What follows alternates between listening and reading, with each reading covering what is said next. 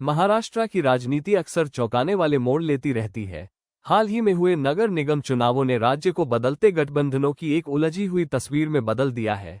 ऐसा ही एक मामला कल्याण डोंबिवली में देखने को मिला, जहां एकनाथ शिंदे के नेतृत्व वाली शिवसेना ने राज ठाकरे की महाराष्ट्र नवनिर्माण सेना मनसे के साथ अपनी पुरानी दुश्मनी को दरकिनार करते हुए गठबंधन कर लिया।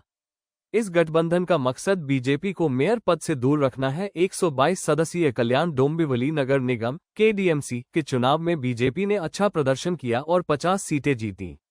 यह इलाका शिंदे का गढ़ माना जाता है। वहीं शिंदे गुट की शिवसेना को 53 सीटें मिली और मनसे ने 5 सीटें जीतीं। उद्धव ठाकरे गुट की शिवसेना को 11 सीटें मिली। केडीएमसी में सत्ता बनाने के लिए किसी पार्टी या गठबंधन को 62 सीटों की जरूरत है। हालांकि महाराष्ट्र में सत्तारूढ़ महायुति का हिस्सा होने के बावजूद शिवसेना और बीजेपी कल्याण डोंबिवली में मेयर पद को लेकर आमने सामने आ गई हैं। बुधवार को कोंकण भवन में हुई एक हाई लेवल बैठक के बाद शिवसेना सांसद और एकनाथ शिंदे के बेटे श्रीकांत शिंदे ने राज ठाकरे की पार्टी के साथ गठबंधन की पुष्टि की। इस गठबंधन की कुल संख्या 58 तक पहुंच गई है, जो बहुमत से सिर्फ 4 सीट कम है। बैठक के दौरान श्रीकांत शिंदे ने संकेत दिया कि उद्धव ठाकरे गुट के 4 पार्षद इस गठबंधन में शामिल हो सकते हैं। अगर ऐसा होता है तो गठबंधन आसानी से 62 के बहुमत के आंकड़े को पार कर जाएगा और बीजेपी के साथ सत्ता साझा करने की जरूरत नहीं पड़ेगी।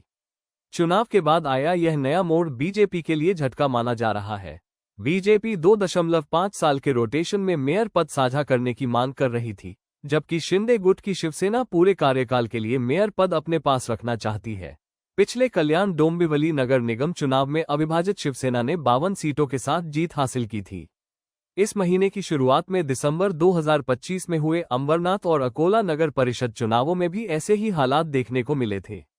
अंबरनाथ में बीजेपी ने कांग्रेस के साथ गठबंधन किया, जबकि अकोला में उसने असदुद्दीन ओवैसी की एआईएमआईएम के साथ हाथ मिलाया। हालांकि बाद में बीजेपी नेतृत्व ने इन गठबंधनों पर सख्ती दिखाई। कांग्रेस ने भी अंबरनाथ में अपने 12 पार्षदों को निलंबित कर दिया। ये सारा घटनाक्रम ऐसे समय में सामने आया है जब मुंबई की बृहन्मुंबई नगर निगम बीएमसी को लेकर भी सस्पेंस बना हुआ है। बीजेपी शिंदे सेना गठबंधन ने ठाकरे परिवार का लगभग 3 दशक पुराना दबदबा खत्म कर दिया है। 227 सदस्यीय बीएमसी में बहुमत के लिए 114 सीटों की जरूरत होती है। महायुति ने 118 वार्ड जीतकर बहुमत का आंकड़ा पार कर लिया है। इसके बावजूद मेयर पद को लेकर सहमति नहीं बन पाई है।